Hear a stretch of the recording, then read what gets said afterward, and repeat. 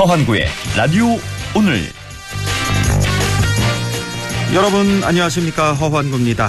화물연대 파업이 계속되고 있고 윤석열 대통령의 발언은 점점 세지고 있습니다. 어제는 화물연대가 경제 전체를 볼모로 잡고 있다, 법치주의에 대한 심각한 위협이다, 이렇게 말한 데 이어서 오늘은 한층 더 나아가 북한의 핵 위협과 마찬가지라고 말한 것으로 전해졌습니다. 이런 가운데 민주노총은 내일 오후 전국 각지에서 대규모 집회를 예고하고 있습니다.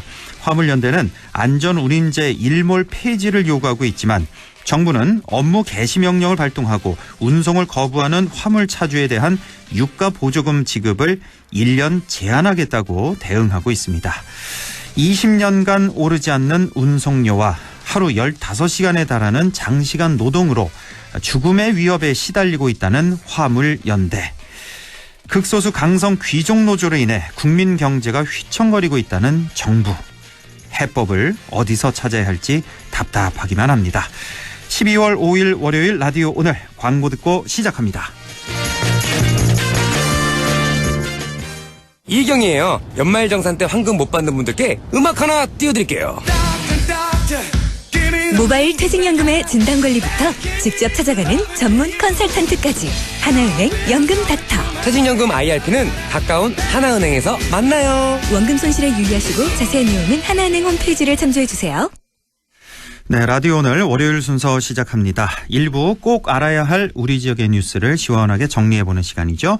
양승진의 슬기로운 뉴스 생활, 영남일보 양승진 기자와 함께하겠습니다. 2부 이슈 오늘에서는 최근 한국의 탈춤이 유네스코 인류 무형문화유산으로 등재되는 반가운 소식이 있었는데요. 잠시 후 예천 청단노름보존회 김대호 회장을 연결해서 자세한 얘기 들어보겠습니다. 이어서 국립안동대학교 사학과 안상준 교수를 연결해서 안상준의 세상 읽기 함께하겠습니다. 라디오 오늘 생방송 놓치신 분들은 유튜브로도 다시 들으실 수 있습니다. 많은 애청 바랍니다.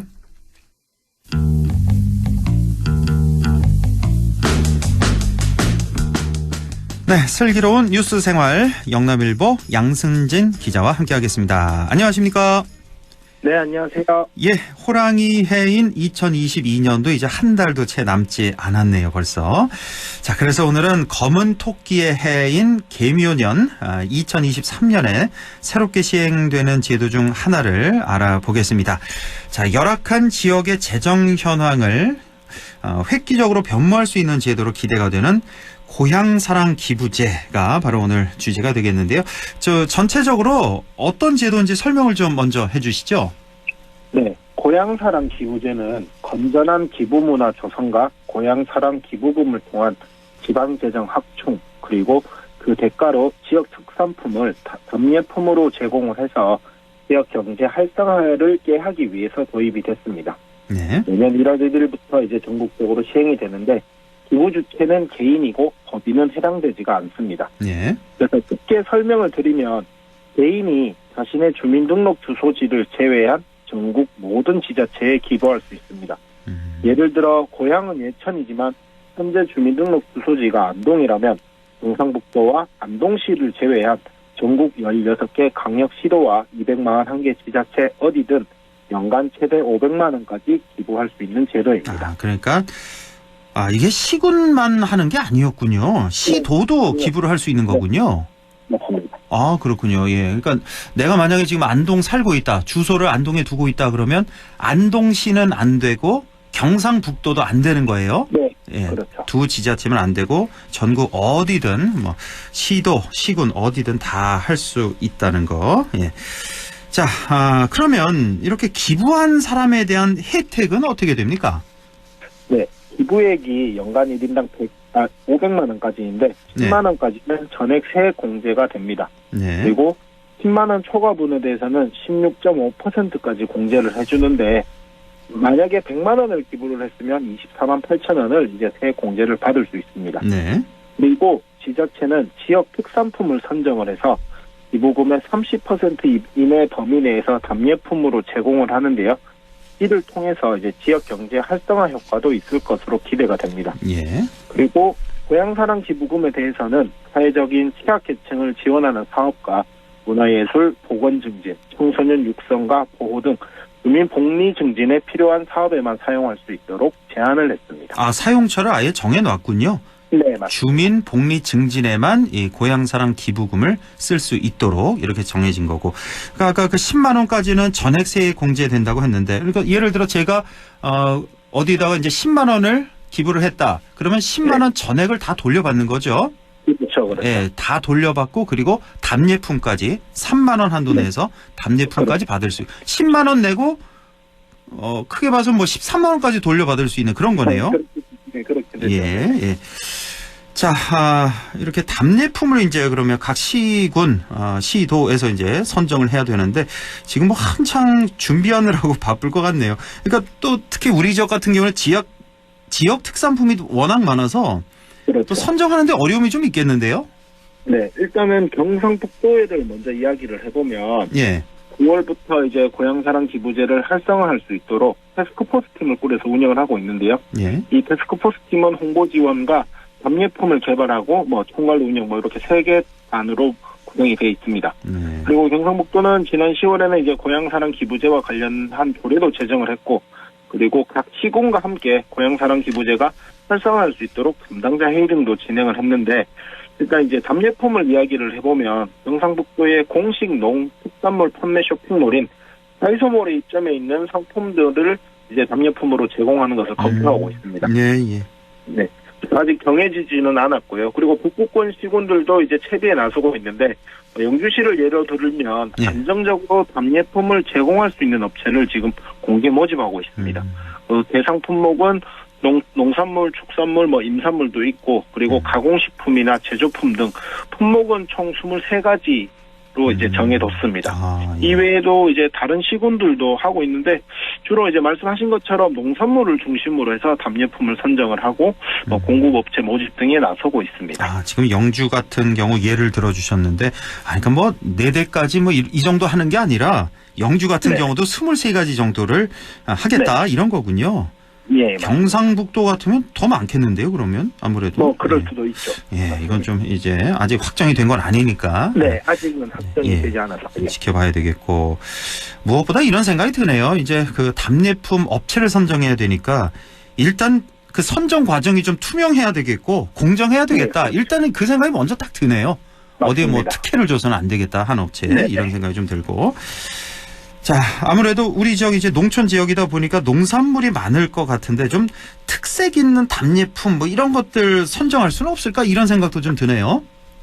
경상북도가 이제 23개 각 시군에다가 답례품 후보군을 조사한 결과를 보면은 예. 대부분이 농축산물이 줄을 잃었다고 합니다. 그리고 공산품은 이제 극소수에 불과했다고 하는데 이 농산품을 예를 들면 참외나 복숭아 같은 과일은 수확기가 이제 특정돼 있어서 연간 수시로 뭐 나눠주고 이렇게 하기는 조금 힘들 것으로 예상이 되고요. 예. 그리고 뭐 쌀이라던가 사과, 뭐 지역에서 많이 농사를 짓고 있는 샤인머스켓이나 한우 같은 품목들의 경우에는 타 지역과 뭐 품목이 겹칠 수도 있고 또 특색이 떨어질 수도 있어서 조금 뭐 우려가 되는 부분도 있어서 경상북도의 경우에는 앞으로 이제 기부를 할 것 같은 출향인들을 대상으로 해서 선호를 분석을 하고 뭐 농산물 같으면 선정을 하고 또 이와 함께 공산품 등을 또 추가로 이제 답례품으로 선정할 계획을 갖고 있습니다. 그렇군요.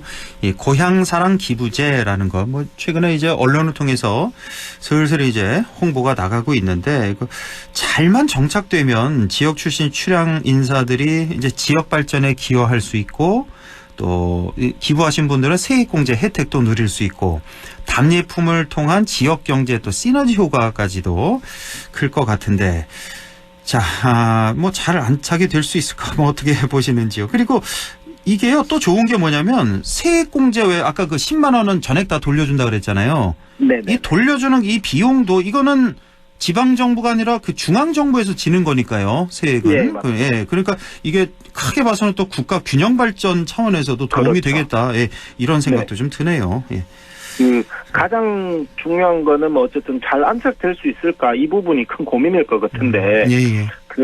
일본에서 이제 고향사랑 기부제와 비슷한 제도를 먼저 시행을 해왔었거든요. 그랬죠. 예. 그래서 뭐 일본의 사례를 들어보면 이제 성공 가능성을 좀 점쳐볼 수 있을 것 같은데 네.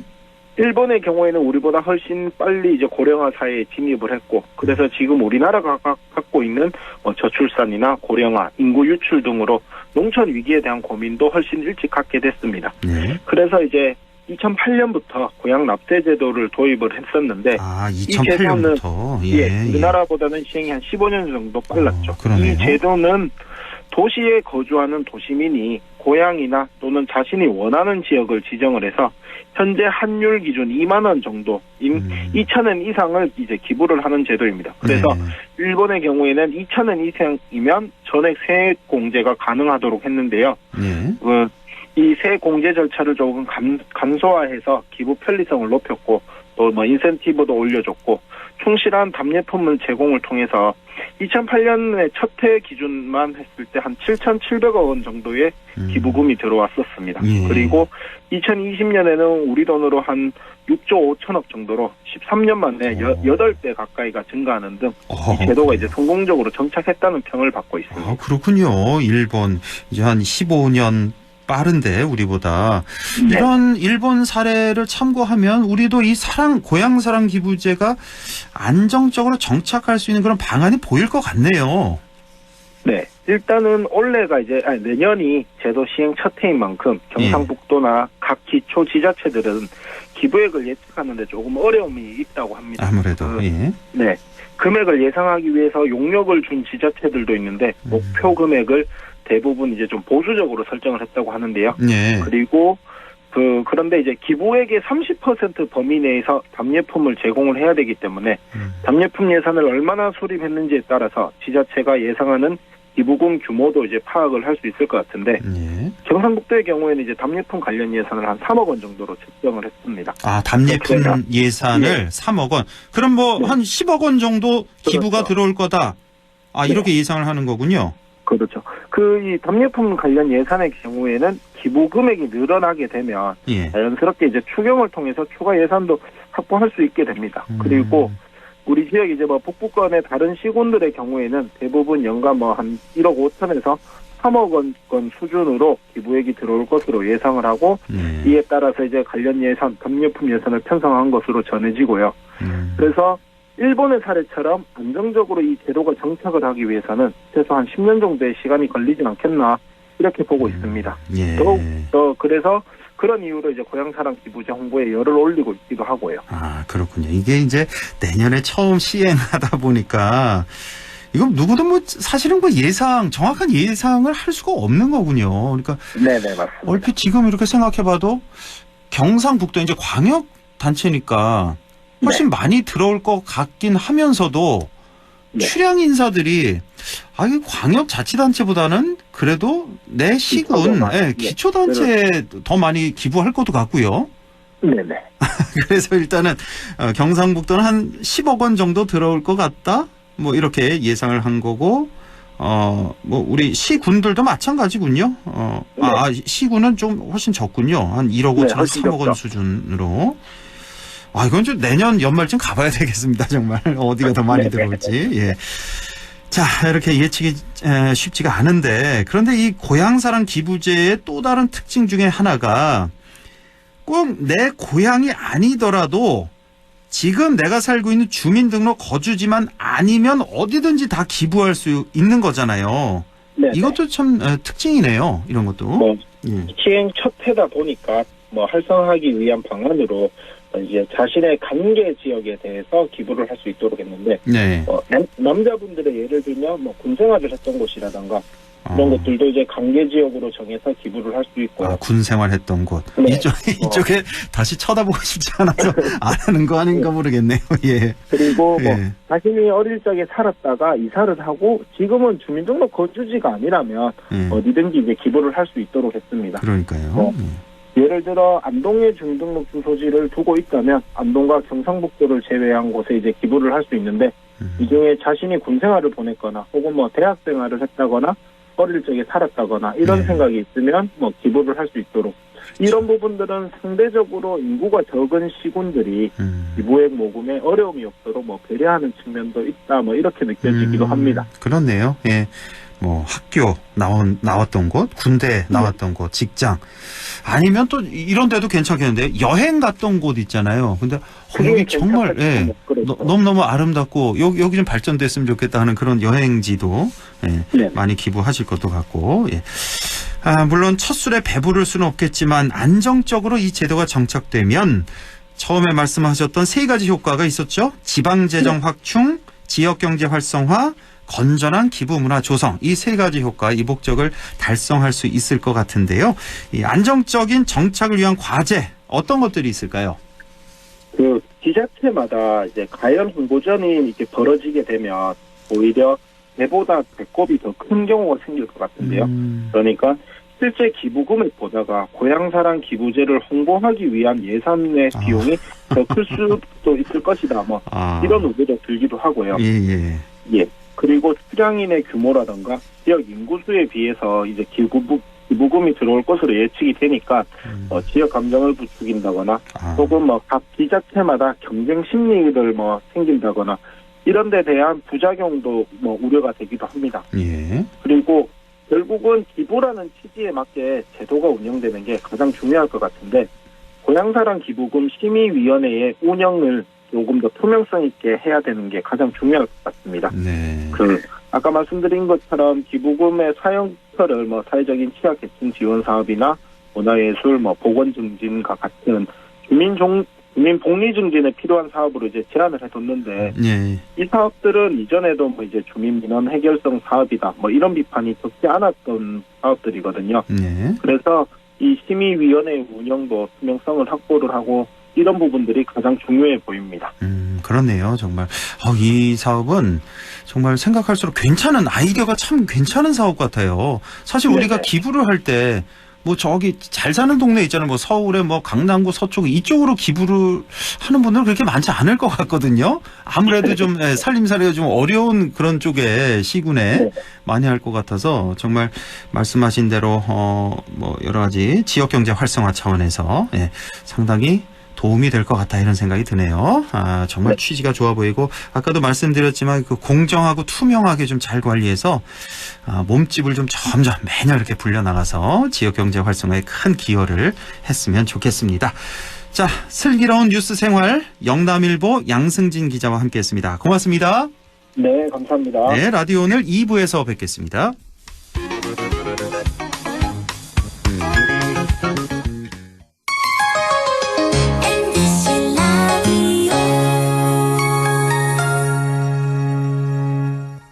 가구 살 땐 꼭 한번 가보자. 안동 명품 가구 백화점. 흑표 흑침대, 양성국 갤러리, 금성침대, 한국 가죽 소파, 장수돌 침대. 다양한 브랜드 가구를 한 곳에서 쇼핑할 수 있는 대형 가구 전시장. 안동 명품 가구 백화점. 안녕하십니까. 안동시 사회적기업 협의회장 황찬영입니다. 안동시 사회적기업 일동은 투명한 경영활동과 건전한 조직문화 조성을 주된 경영방침으로 삼고 최선의 노력을 다하고 있습니다. 앞으로도 청렴과 공정을 실천하여 사회적 책임을 다하는 기업문화 조성에 앞장서겠습니다. 예, 며느라. 밥 했어? 설거지 했어? 쓰레기 버렸어? 청소했어? 빨래했어? 개밥 줬어? 아들 낳았어? 딸 낳았어? 아무것도 안 하고 싶다. 이미 아무것도 안 하고 있지만 더 격렬하게 아무것도 안 하고 싶다. 지금은 그냥 라디오만 듣고 싶다. MBC 라디오. MBC 라디오. 라디오 청취자 10명 중 4명이 듣는 방송. 국가대표 라디오 MBC 라디오.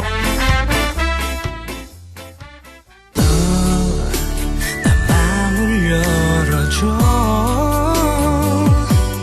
다가가 나 속삭이도록 언제나 내 생각으로 행복해야 해요. MBC 라디오 100.1 MBC 라디오. 네, 6시 24분 55초 지나고 있습니다. 이슈 오늘 시작하죠. 지난달 30일이었죠. 모로코에서 아주 반가운 소식이 날아왔습니다. 한국의 탈춤이 유네스코 인류 무형문화유산으로 최종 등재 확정됐습니다. 우리 지역에서는 하회 별신구 탈놀이와 예천 청단 노름이 함께 포함이 됐죠. 오늘은 우선 예천 청단 노름에 대해서 알아보겠습니다. 예천 청단 노름 보존회 김대호 회장을 연결해서 자세한 얘기 들어보겠습니다. 김대호 회장님 안녕하십니까? 예, 안녕하세요. 아유, 축하드립니다. 예, 고맙습니다. 예. 이 결과가 나온 게 지난달, 그러니까 11월 30일이었는데, 예. 혹시 회장님 언제 아셨어요? 등재 소식을? 그 전에 미리 좀 언질이 좀 있었나요? 예, 그 전에 조금 언질도 있었고, 또 예. 30일 날 또 뉴스 나오는 거 보고 그렇게 알았습니다. 아, 최종, 30일 뉴스 보시고, 예, 예. 많이 좋으셨죠? 예, 예. 이게 더 좋으셨어요? 우리나라 저 축구 16강 진출이 더 좋으셨어요? 둘 다 좋은 것 같습니다.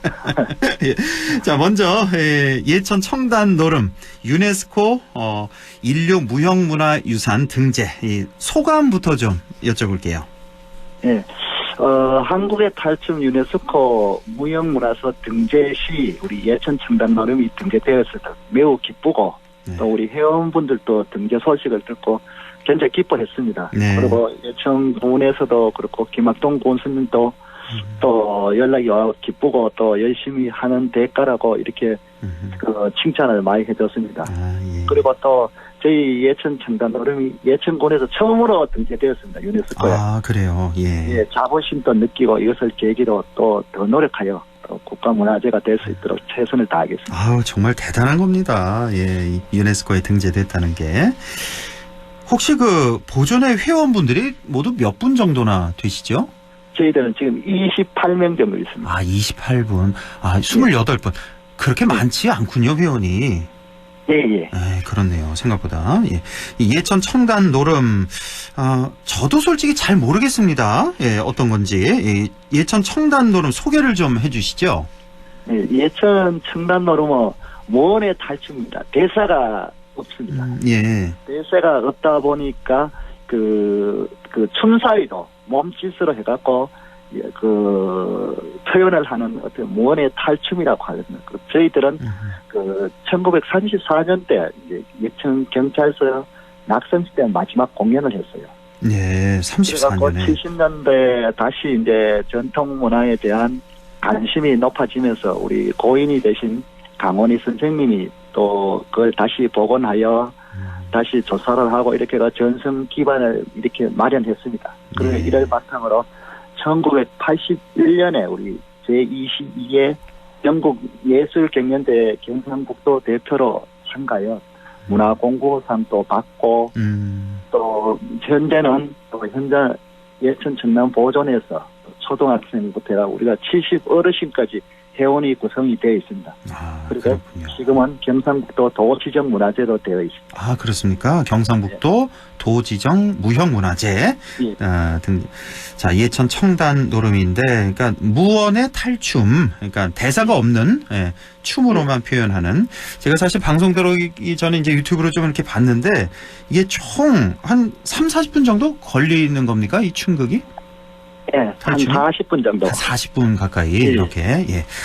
자, 청단 노름의 유래에 관해서 전해오는 뭐 설화, 전설 이런 게 있다면서요. 소개를 좀 해주세요. 예, 예천 청단 노름은 우리 경북 예천 읍지에서 전해 내려오는 무언의 탈춤입니다. 예. 그리고 기원설화에 따르면은 남쪽 지방에서 살던 한 늙은이가 젊은 아내가 가출한 데서 비롯됐습니다. 젊은 아내가 가출하자 노인은 먼저 누웠고 이를 보다 못한 아들이 놀이터를 꾸려 각처를 돌아다니면서 서모를 찾았습니다.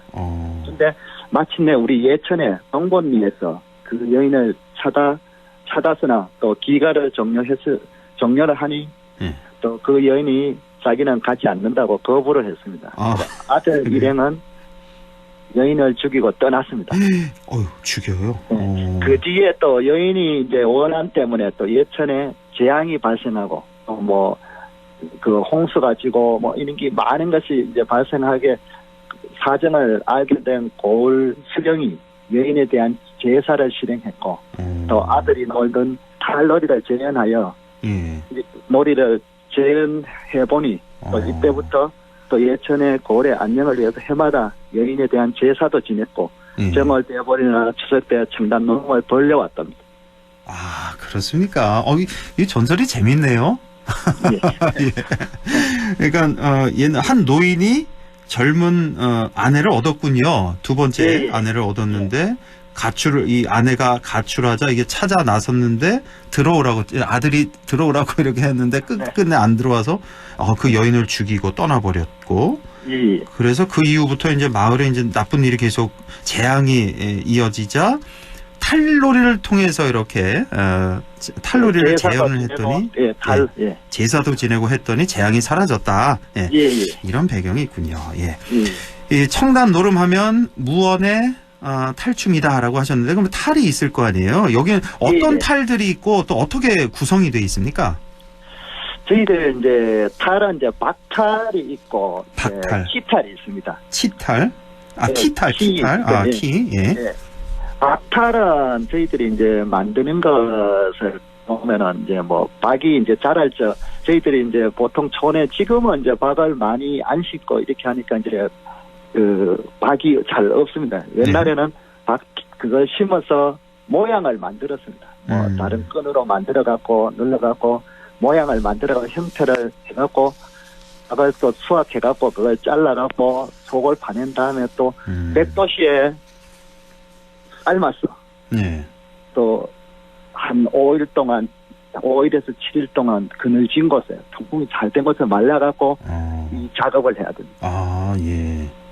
키탈은 우리 옛날에 그 부모님들이 쓰는 그 곡식 알갱이를 까볼 때 이렇게 쓰는 키탈 그걸 만들어가지고 아마 전국에 키탈을 사용하는 우리 탈춤은 저희 예전에 하나밖에 없습니다. 아, 그래요? 키탈. 우리가 아는 그 키 맞죠? 왜 예전에 왜 오줌 싸고 그러면 키 쓰고 그거 키 말하는 거잖아요. 그 키를 탈로 만든 거군요. 탈을 만들고 코도 이렇게 붙여갖고 이제 한지를 얼개갖고 붙여갖고 만들고 그 수염은 그 칠렁굴 그거를 잘게 이렇게 길게 잘라갖고 수염을 만드는 거. 수염도 그렇게 만들고. 그리고 그렇게 저희들 탈은 박탈이 한 8개, 키탈이 4개로 이렇게 구성돼요. 그렇군요. 박탈 6개, 8개, 키탈이 4개, 이렇게 12개로 구성이 된 청단 노름이 되겠습니다. 자, 청단 노름 모두 이제 6마당으로 구성돼 있는데, 자, 이 6마당은 각기 어떤 특징을 갖고 있습니까? 저희들은 6마당을 하는데, 보통 이제 첫째 마당은 이제 강대북 노름이라고 해갖고, 이제 관중을 모으는 그 마당이라고 생각하시면 됩니다. 흥을 좀 돋우는 처음에. 이 둘째 마당은 이제 양반과 사대부 쪽박강대가 나와서 서로 그 여인을 차지하기 위해서 싸우는 놀이라고 할 수 있죠. 그래요? 그런데 여기서 이제 특이한 거는 이제 양반은 상중에 이제 나와갖고 그 쪽박강대락한 여성을 그 두고 사대부하고 다투는 놀이판이다. 상중인데 나와서 여성을 차지하려고 다퉈요. 그 당시 이것도 그 양반 사회를 좀 비판하는 그런 내용인가요? 이것도? 그런 것도 있고 또 양반이 또 한 손에 이제 요령을 들고 그 춤을 추거든요. 요령을 들고요? 요령이 이제 옛날에 우리 상여나가 있죠. 우리 소리꾼이 이렇게 그 흔드는. 그걸 들고 상중임에도. 뭐 셋째 마당은 이제 주지노름이라고 주지노름 돌고 큰 부채 같은 것을 돌고 이제 뭐 사방을 다니면서 자기와 자신과 제액을 물리치는 놀이라고 할 수 있죠. 주지노름 이게 셋째 마당이 주지노름인데 그 주지라는 게 큰 부채로 생각하면 되는 거예요? 큰 부채를 이렇게 잡기야 물러가라 뭐 이런 거 그런 놀이군요. 그 넷째 마당은 이제 지형 강대 노름이라고 이제 우리 키탈로 이제 키로 탈을 만드는 것 같고 그 4명이 강대가 나와서 뭐 사방 동서남북을 다니면서 이렇게 마을의 안녕과 풍년을 기원하는 놀이라고 하죠. 다섯째 마당은요? 다섯째만은 이제 중노름인데 이제 파괴승과 쪽박 강대가 있고 그 얼레방아가 있습니다. 예. 그 세 명이 나와서 이제 중이 이제 이제 속세에 내려와갖고 이제 쪽박 강대나 여기는 유혹에 넘어가갖고 노는 걸 보고 네. 그 얼레방아가 이 중이 그렇게 하면 안 된다 하는 그 놀이라고 이렇게 싸움을 하면서 놀이가. 아, 그래요. 이게 이제 중노름이고 다섯째 마당. 마지막 여섯째 마당은요? 예, 여섯째 마당은 무등놀이라고 우리 초등학교 애들이 이제 그 어른들 어깨 위에 올라가고 이제 춤을 추면서 사방을 보면 흥겹게 이렇게 추는 마당이거든요. 아, 무등 태워서 어린애를 예. 그럼 노는. 옛날에는 이제 지금은 그 한 명이 올라가서 옛날에 두 명이 올라갔다. 그럼 두 명을 무등 태운 거예요? 그렇게는 지금은 이제 한 명이 올라가는데 예. 전에는 한 명 위에 또 한 명이 더 올라갔다. 아이고 위험해라. 예. 그랬어요. 지금은 이제 그게 위험하고 이러니까 한 명으로 이렇게 무등 노력을 하고 있습니다. 아, 그렇군요. 이렇게 여섯 마당으로 이루어져 있습니다. 자, 청단 노름 1934년에 중단됐다가 81년에 복원됐다고 아까 말씀해 주셨는데 그 사연을 조금만 더 설명해 주신다면요. 그 우리가 이제 1934년도에 이제 경찰 낙선식 때 공연을 마지막으로 이렇게 중단되었습니다. 일제 강점기에 이제 중단되었다가 그 1970년도에 전통 문화에 관심이 높으면서 다시 이제 강원희 선생님이 79년도, 78년도 정도 돼서 다시 복원을 했습니다. 예. 복원을 해갖고 지금까지 지금까지 강원희 선생님이 복원했는 걸 지금까지 이렇게 정상 기반을 마련됐다고 봅니다. 아, 그렇군요. 이렇게 해서 81년에 복원. 그래서 한 40년 계속 쭉 이어오고 계시는 거예요. 예. 자, 청단노름 보존회는 언제 어떻게 만들어졌고 지금 또 어떤 활동을 하고 계십니까? 네. 그 예천 청단노름 보존회는 우리 1978년대 강원희 선생님이 자료를 시주하여 복원을 하고 그리고 예천에 이제 청복동이나 마을에서 마을 사람들끼리 전승되어 왔습니다. 예. 지금은 이제 그 예천 청단 보존회에서 지금 예천군청 문화센터에서 매주 그 두 번씩 연습하고 공연은 1년에 한 7회에서 10회 정도 하고. 아, 예. 그렇게 저희들이 또 전승을 이제 보존하기 위해서 서로 이제 회원들끼리 노력을 하고 있습니다. 아, 그렇군요. 예. 우리 김대호 회장님도 이 공연을 직접 하시는 거죠? 예. 여기서 어떤 역할 주로 하세요? 저는 지연 강대 노름을 하고 있습니다. 아, 아까 셋째 마당. 넷째 마당이었죠? 지연 광대 노름에서. 키탈로 하는. 아, 키탈 쓰고 예, 하시는 거군요. 예. 예. 자, 최근에 예천 박물관이 문화재청 문화재 교육 프로그램 인증제 심사에서 이 덩실덩실 예천 청단 노름이 인증을 받았다는 소식이 있는데 이건 무슨 얘기예요? 무슨 의미가 있는 거예요?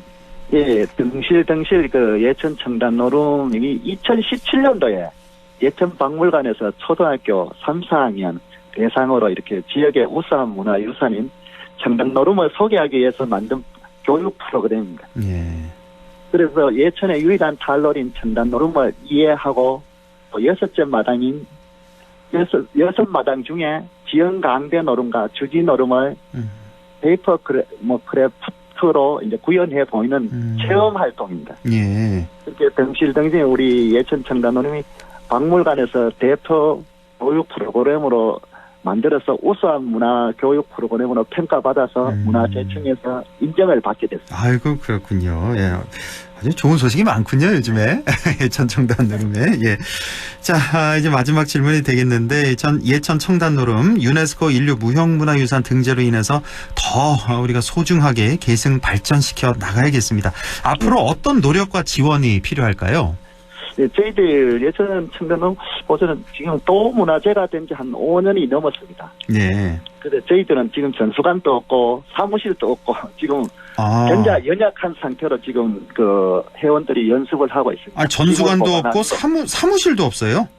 네. 아까 예천군청 어디서 연습하신다 그러지 않았나요? 그 연습장만 이제 다른 게이트볼장하고 이렇게 같이 앉아서 연습장만 쓰고 저희들이 이제 그 기물도 지금 보관한다 컨테이너에 이렇게 만들어갖고 지금 컨테이너에 기물도 다 보관하고 사무실도 없고. 그렇게 저희들 같으면 지금 전수관이 하루 빨리 건립하여 그 회원분들도 지금 탈도 제작을 하는 걸 또 그 전승을 시키고 그럼요. 해야 되는데 예. 뭐 탈도 그렇고 교육도 그렇고 모든 걸 전승을 이제 짓고 이렇게가 좀 더 나아가서 저희들은 또 이제 목표가 국가문화재가 되는 게 또 예.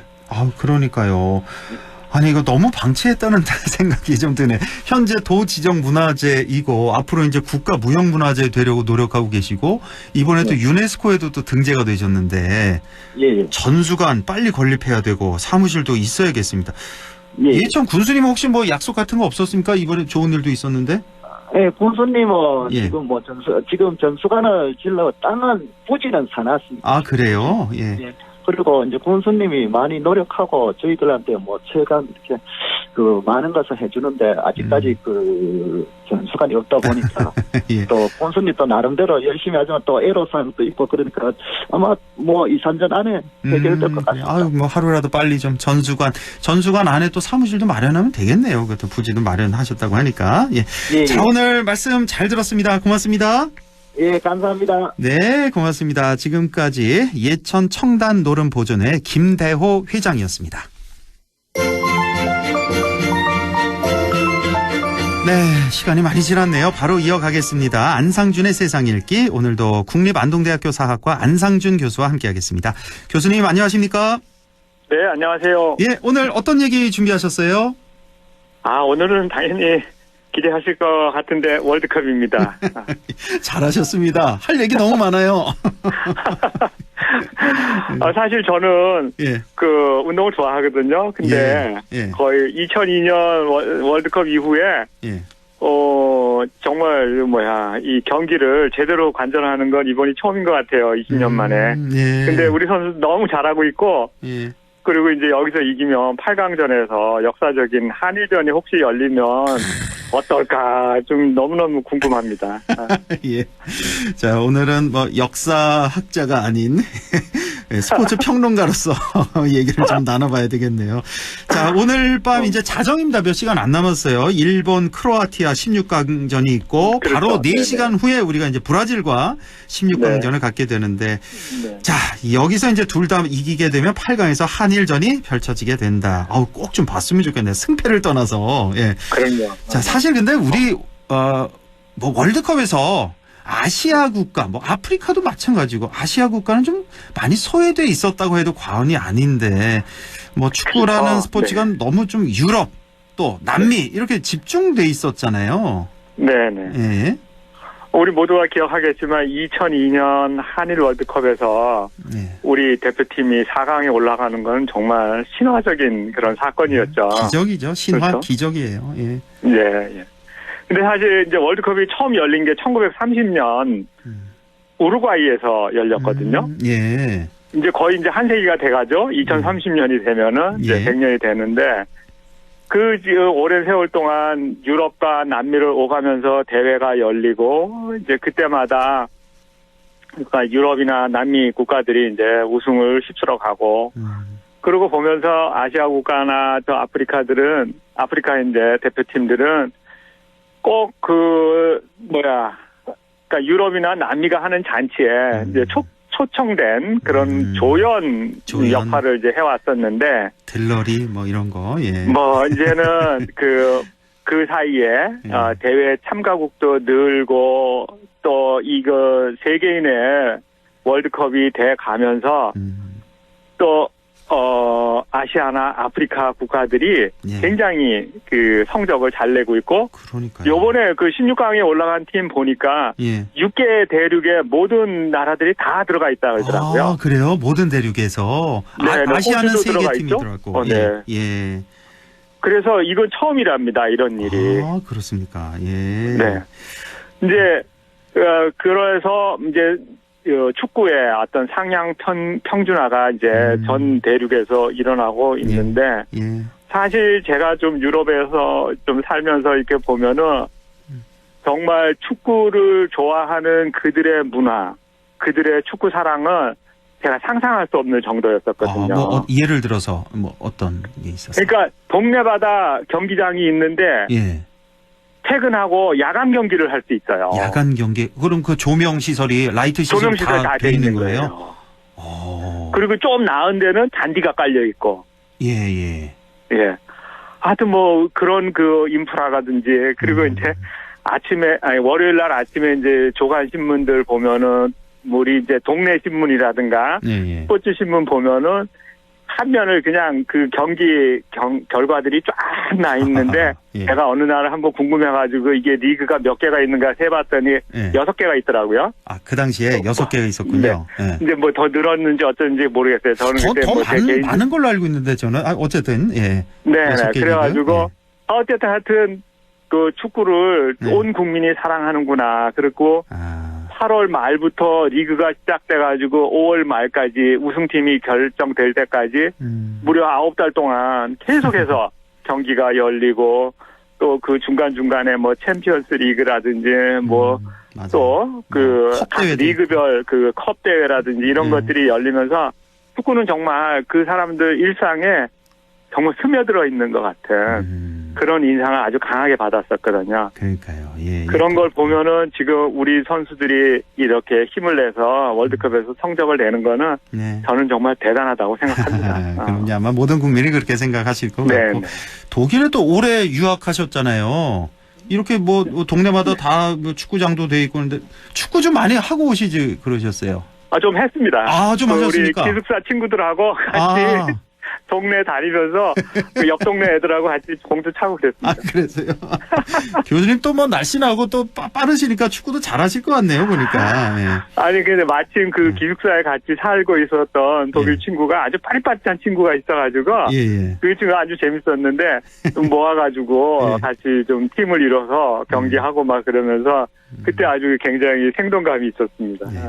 저는 이번에 월드컵 보면서 느낀 게 우리 왜 아시아권에서 많이 이제 분전을 하고 있잖아요. 네네. 이번 축구 보면서 이제 축구는 웬만한 나라들이 이제 어느 정도 기술은 다 좋다. 뭐 브라질은 좀 월등히 좋고 대부분 다 이제 기술은 좋은데 축구는 이제는 체력 싸움인 것 같아요. 제가 보기엔 체력과 스피드, 뭐 조직력 이쪽이 점점 더 그래서 이제 아시아국들이 아무래도 훈련도 열심히 하고 그래서 더 잘하는 거 아닌가 뭐 이런 생각이 일단은 좀 들었고요. 네네. 사실 아까 뭐 조명 시설 이런 말씀해 주셨는데 유럽에 비해서 우리나라 어떻습니까? 인프라 뭐 상당히 미흡하고 뭐 축구 문화도 그렇고 이런 거 생각하면 우리 축구 너무 잘하고 있다. 가성비 갑 아닙니까? 요즘에? 그렇죠.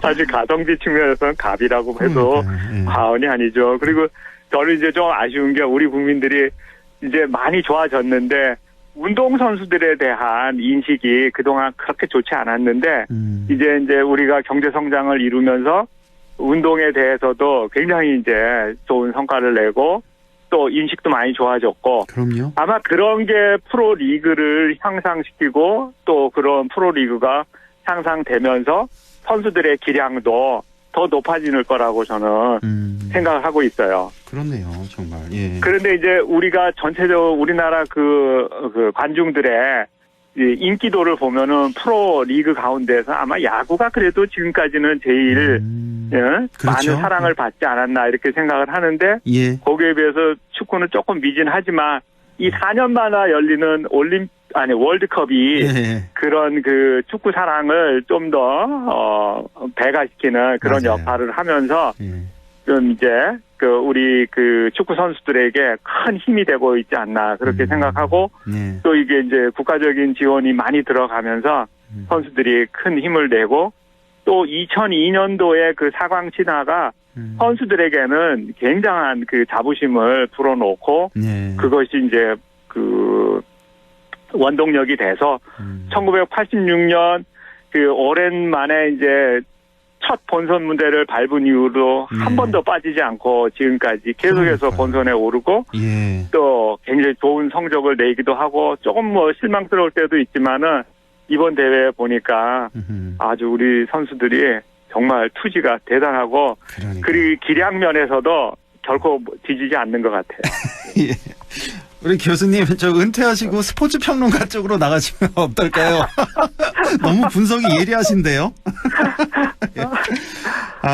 말씀하신 거 아마 다들 공감하실 것 같습니다. 예, 참 대단해요. 정말 우리 프로야구가 사실은 프로축구보다는 우리나라에서 인기가 더 많은 게 사실인데, 하지만 축구는 4년마다 이 엄청난 임팩트가 있으니까요.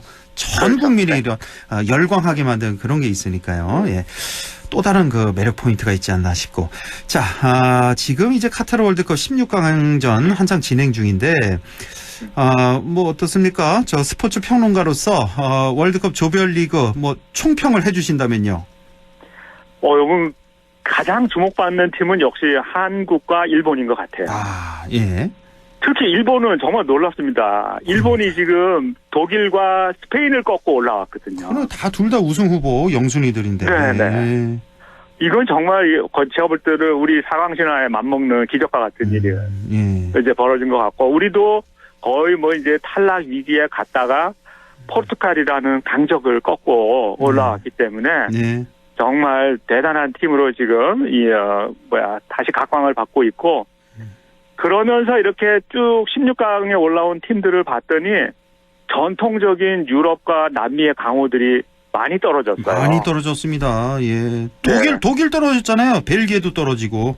그렇죠. 예. 독일, 벨기에, 덴마크 이런 팀들이 유럽에서 강팀들이거든요. 그럼요. 예. 그리고 이제 우리를 늘 괴롭혔던 멕시코 떨어졌고. 이런 팀, 그리고 이제 좀 우리가 같은 조에 있다가 떨어진 우루과이 이런 팀들도 남미의 강호이기 때문에. 아르헨티나도 간신히 올라갔잖아요, 이번에. 맞습니다. 아르헨티나. 네.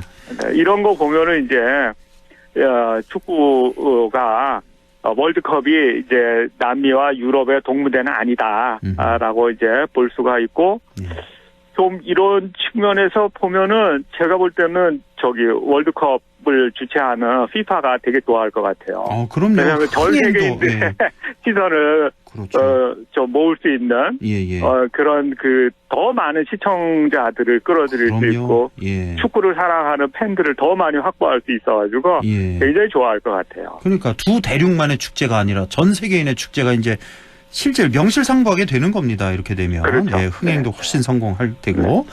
자, 오늘 결론 내려주시죠. 한 1분 남았네요. 지금 우리가 브라질하고 붙고 일본이 크로아티아랑 16강에서 붙습니다. 뭐 두 팀은 말할 필요도 없는 강팀이에요.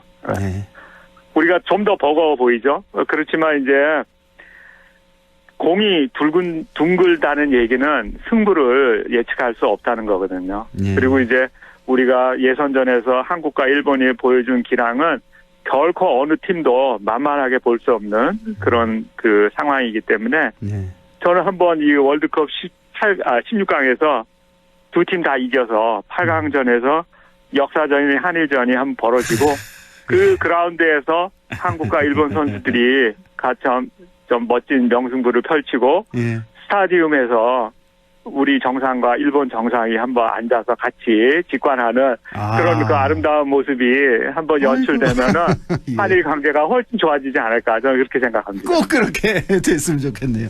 오늘 12시 스포츠 제전의 백미가 아닐까 싶어요. 정말 그렇습니다.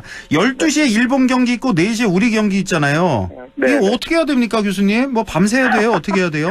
정답을 좀 내려주세요. 저도 고민입니다, 지금. 고민이죠. 이거 많은 분들 고민이실 텐데. 아니, 왜냐면 일본 경기 끝나고 2시 좀 넘어서 끝나잖아요. 그럼 또 잠이 바로 안 올 거 아니에요, 또.